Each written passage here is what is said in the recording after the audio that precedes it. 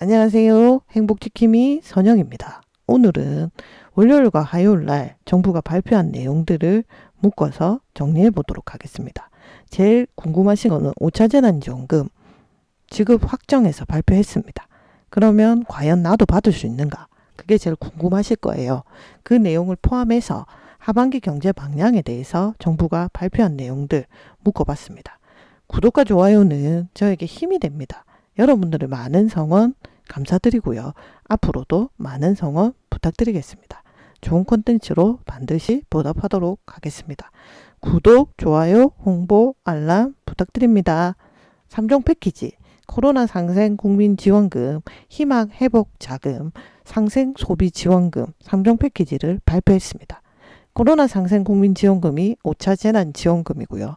희망회복 자금이 소상공인 지원하는 자금, 그리고 상생 소비 지원금이 신용카드 캐시백 등 나머지 소비 쿠폰이나 바우처 같은 부분이라고 보시면 됩니다. 우선 예산 편성은 34조 원 규모의 2차 추가 예산이 편성이 됐고요. 거기다가 기정 예산 3조까지 추가를 해서 36조 원이라는 역대 최대 규모의 예산을 발행했습니다. 국채 발행은 없었고요. 초과 세수 중 2조 원은 국채 발행에 활용한다고 합니다.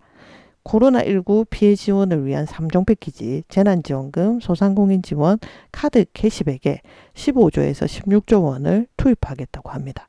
그래서 역대 최대 36조 원, 그리고 국채 발행은 없었고 2조 원은 국채로 발행하고 재난지원금과 소상공인 지원, 카드 캐시백에 15조에서 16조 투입한다라고 보시면 됩니다. 그러면 코로나 상생지원금, 5차 재난지원금이 제일 궁금하실 겁니다. 정부에서 예전에 소득 하위 70%, 고소득자에게 신용카드 캐시백을 하자라는 게 정부의 입장이었고요. 더불어민주당은 전 국민에게 주자라고 해서 팽팽히 맞섰었습니다. 그런데 당정 의견이 있었는데 오늘 합의를 했습니다. 소득 하위 80%로 합의를 했습니다. 그리고 가구당이 아니라 개인별로 지급하자라는 당의 제안도 수용을 했습니다. 그래서 소득 하위 80% 그리고 개인별로 지급한다. 5차 재난지원금은요. 그렇게 보시면 되고 그 외에도 기초생활수급자, 차상위계층, 한부모 가족 같은 저소득층 약 300만 명에게 추가로 일정 금액을 지급한다고 합니다. 그래서 기초생활수급자를 그 다음 차상위계층, 한부모 가족 같은 저소득층 약 300만 명에게도 추가로 지원을 한다라고 보시면 됩니다. 그러면 소득 하위 80%는 어떻게 되느냐 금액을 보면요. 1인 가구는 365만원, 2인 가구는 617만원, 3인 가구는 796만원, 4인 가구는 975만원이라고 보시면 되고요. 건강보험료로 보자고 하면 1위는 직장가입자가 13만 8,548원, 지역가입자는 12만 8,099원이고요. 그리고 4인 가구는 직장가입자가 37만 6,159원, 그리고 지역가입자는 41만 6,108원입니다. 그래서 건강보험료로 소득 하위 80%로 구별을 해보면 직장가입자는 이렇게, 지역가입자는 이렇게, 그리고 혼합은 이렇게 된다고 보시면 됩니다. 그리고 이제 두 번째 상생소비 지원금에 대해서 보도록 하겠습니다. 아까 코로나 상생지원금은 5차 재난지원금이라고 보시면 되고 5차 재난지원금은 소득 하위 80% 이하, 내가 소득 하위 80% 이하가 되는지 확인해 보셔야 되겠죠. 그럼 되면 개인별로 지급을 할 거다. 그 외에도 저소득층, 기초생활수급자나 차상위 계층 같은 저소득 계층에게도 추가로 지원한다라고 보시면 되고 상생소비지원금은 신용카드 캐시백 제일 대표적이라고 할 수 있는데 3분기 카드 사용액이 2분기 카드 사용액보다 많을 때 증가분의 일부를 현금으로 환급해주는 제도입니다. 그런데 여당은 최대 50%, 정부는 최대 30%를 주장했었습니다. 이것도 팽팽히 맞섰었습니다. 근데 이거 오늘 결정했습니다. 어떻게 결정이 됐냐면 2분기보다 3% 이상 늘리면 증가분의 10%를 최대 30만 원까지 카드 포인트 형태로 돌려주는 방식입니다. 그래서 근데 이제 매월 10만 원씩 최대 30만 원입니다. 그래서 3분기가 2분기보다 3% 이상 늘면 증가분의 10%를 최대 30만 원까지 돌려준다라고 보시면 되고요. 근데 이제 백화점이나 대형마트, 온라인 쇼핑몰, 명품 전문 매장, 유흥업소, 자동차 구입비 등은 제외됩니다. 왜냐하면 이 부분들은 소상공인을 살리는 목적이 아니기 때문이에요. 그래서 소상공인이나 아니면 지역 경제 활성화에 있는 부분들을 발전시켜 보겠다라는 정부의 의지가 담겨 있다고 볼 수가 있고요. 그리고 그 외에도 소비 쿠폰이나 바우처 같은 거를 지급한다고 합니다. 그래서 문화나 예술, 공연, 체육, 외식 같이 코로나19를 직격탄 맞은 분야가 있잖아요. 그 분야에 대해서 소비 증대로 이 분야들이 소비가 증대가 돼서 그러니까 이제 영업이익이 좀 늘어날 수 있도록 해보겠다는 거죠. 그래서 침체된 지역, 골목 상권 복원을 위해서 지역사랑, 온누리 상품권 발행을 확대하고요. 그리고 집단 면역전에 가도기 상황에서 국제관광 부분 재개될 수 있도록 방역안전국가와 트래블 버블을 추진한다고 합니다. 그래서 관광을 살려서 조금 더 소비를 육성해 보겠다. 관광도 코로나 직격탄 맞은 분야잖아요. 그 부분도 살려보겠다는 거죠. 그래서 그와 더불어 하반기 2021년 여행 가는 달을 운영을 해서 철도나 고속버스도 할인권을 판매하고 그리고 각종 지역 행사들 이벤트 연계도 추진하겠다고 합니다. 그래서 우리가 백신을 지금 사전 예약이나 당일 예약으로 맞고 있는데 50%가 되면 지급하는 소비 쿠폰, 바우처 그리고 각종 부분에 대한 지원들이 있을 거고 70%가 되면 있을 거고 이렇게 단계별로 되지 않겠냐라고 보여집니다. 그리고 이제 세 번째는 희망 회복 자금입니다. 이거는 소상공인을 지원하는 제도라고 보시면 되는데 이게 이제 소상공인이나 소기업에 113만 곳에 지원을 하겠다고 합니다.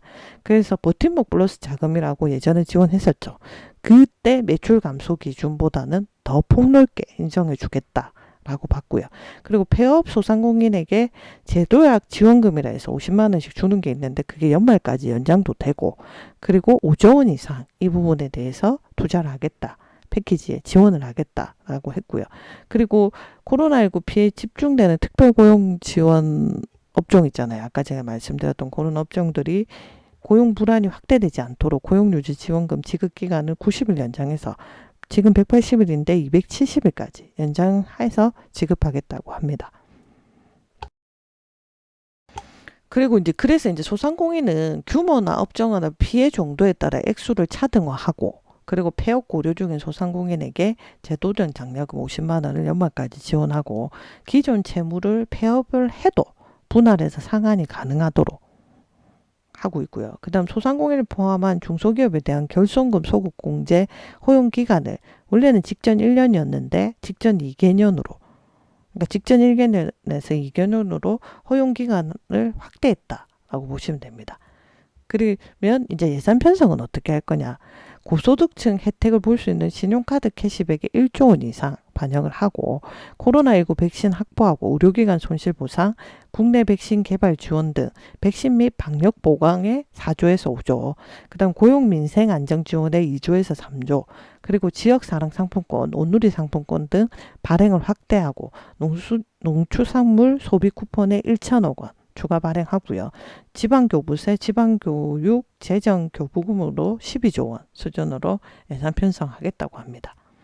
그리고 그 외에도 금리 상승에 취약한 취약차주들이 낮은 금리 대출을 이용할 수 있도록 보금자리론의 서민 우대 프로그램을 도입한다고 합니다. 그래서 주담대 LTV 규제에 대해서 우대도 주고요.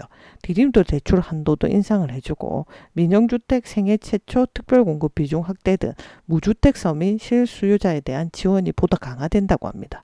그래서 민영주택 생애 최초 특별공급 비중이 공공택지는 15%에서 20%, 민간택지는 7%에서 10%로 늘려진다고 합니다.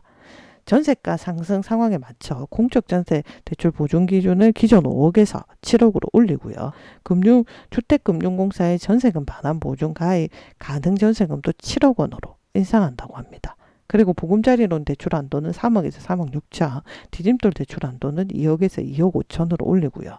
그리고 저소득 취약계층에 대한 생계급여 부양 의무자 기준 전면 폐지를 내년 초에서 3개월 앞당겨서 올해 10월부터 적용해서 4만 9천 가구 추가로 지원이 가능하도록 한다고 합니다.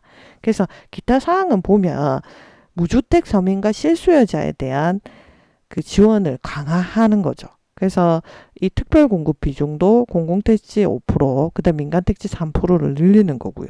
그리고 공적 전세자금 보증 기준에 따라서 전세가 상하게 맞춰서 5억에서 7억으로 올리고, 그리고 보금자리 대출 한도도 3억에서 3억 6천으로, 디딤돌 한도 대출도 2억에서 2억 5천으로 늘리고요.